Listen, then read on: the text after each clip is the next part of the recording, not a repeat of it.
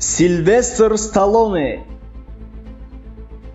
яке аз ҳунарманди шинохтаи тамоми олам, ситорае ки дили тамоми мардуми рӯи оламро бо филмҳои қувватдиҳандаву муфидаш ба даст оварда, онҳоро барои паси сар кардани мушкилиҳои гуногуни ҳаёт роҳнамоӣ менамояд.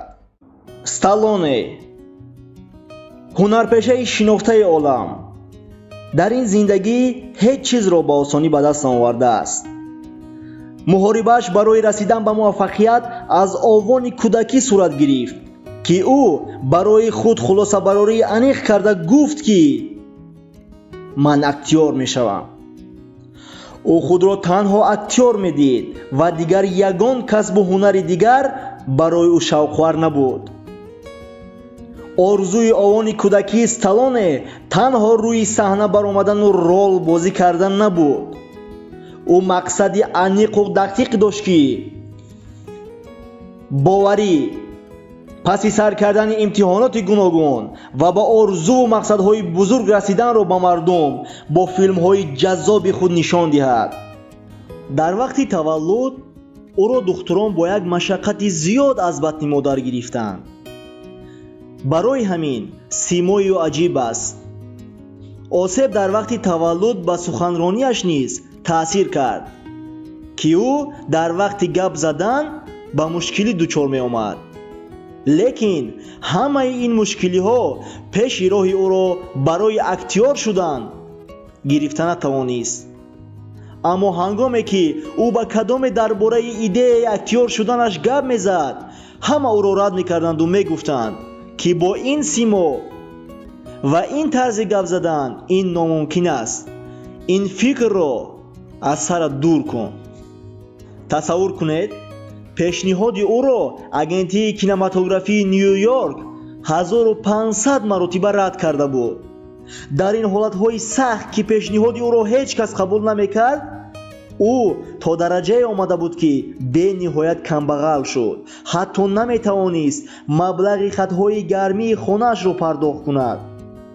ҳамсари ояндаи ӯ бо ӯ доимо ҷангу ҷидол мекарду илтимос мекард, ки як кори оддӣ ба мисли ҳама ёфта фаъолият кунад. ва ин пешниҳодро низ бисёре аз наздиконаш ба ӯ мекарданд. вале ӯ дар ҷавоб ба ин саволҳо чунин мегуфт: агар ман дар ҷое кор ёфта ба мисли ҳама кор кунам, ба худ бо дасти худ барои орзуи бузургам қабр канда онро зери хок мекунам. яке аз рӯзҳо Сталлоне ба китобхонаи шаҳрашон меравад ва дар он ҷо каме менишинад. тасаввур мекунед, вай барои он дар он ҷо менишинад, ки ҳавояш гарм буд, то каме сардиро аз баданаш дур кунад. дар ҳамин ҳолат чашмаш ба китобҳои зиёде меафтаду яке аз онҳоро мебинад, ки ном дорад «Саргузашти Эдгара По». шояд нависанда бошам беҳтар аст, ӯ ба худ мегӯяд. вале мутаассифона ин кор низ аз дасти ӯ ба хубӣ намеомад. ҳангоме ки умеди ӯ қариб, ки барои актёри барҷастаи кино шудан аз даст рафта истода буд, ӯ як сценарияи навиштаашро, ки «Раиская аллея» ном дошт, $100 фурӯхт. ва тасаввур кунед, солҳои зиёд гузашту ҳангоме ки ӯ актёри номӣ шуд, худ дар ин филм иштирок кард.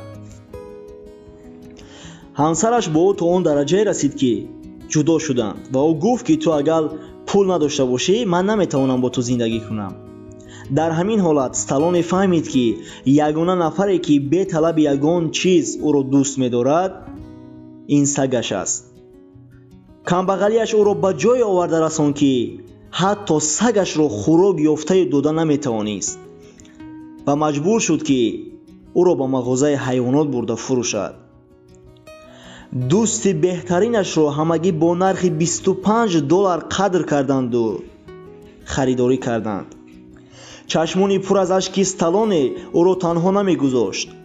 ҳангоме ки ба хона расид, дар телевизор барномаи бокс рафта истода буд, ки муҳорибаи Чак Вапнер бо Муҳаммад Али буд. ҳангоме ки муҳориба ба анҷом расид, Сталлоне нишаст ва тӯли 20 соат навишт. хулосаи кори ӯ як сценарияи пурра шуд. ӯ бовар дошт ки ана ҳамин сценария ӯро метавонад ки машҳур кунад. аммо сценарияро хонда боз пешниҳоди ӯро рад карда гуфтанд ки ин тамоман мавриди қабул нест, намешавад. ҳамаи ин суханҳоро ӯ навишта буд ва дар яке аз баромадҳои худ ки дар он ҷо ҷоизаи номдори Оскарро гирифта буд, ба мардум мерасонд. саргузашти Рокки ки ӯ навишта буд осоре шуд ки роҳи даҳшатноку душвори муваффақиятро ба ӯ осонтар кунад ва ӯро муваффақ гардонад. лекин барои муваффақ шудану ба ин зина баромадан сценарияи ӯро садҳо маротибаи дигар қабул накарда буданд. лекин ин радкуниҳо шахсияти Сталлонеро боқувват мекард. ӯ аллакай одат карда буд. бо ҳамроҳии гурӯҳи кории худ Сталлоне барои ба саҳна баровардани филм $1 миллион сарф карданд ки пас аз пешниҳоди филм ин хароҷоти онҳо 2.5 маротиба зиёдтар фоида овард. бо боварии комил гуфта метавонем ки аз ҳама сифати асосие ки Сталлонеро муваффақ гардонид, ин иродаи қавӣ ва боварии сидқани ӯ барои муваффақияти хеш буд. барои ба мақсади худ расидан актёр ва режиссёри муваффақ ҳатто тайёр буд ки заминро газида ба хосааш бирасад. пеши роҳи ин марди асилро ягон ноком шудан ва шикаст хӯрдан намегирифт. барои мисол метавонем бигӯем ки барои дар филми Замини милисаҳо нақш бозидан ӯро мебоист ки 30 килограмм вазнашро партояд.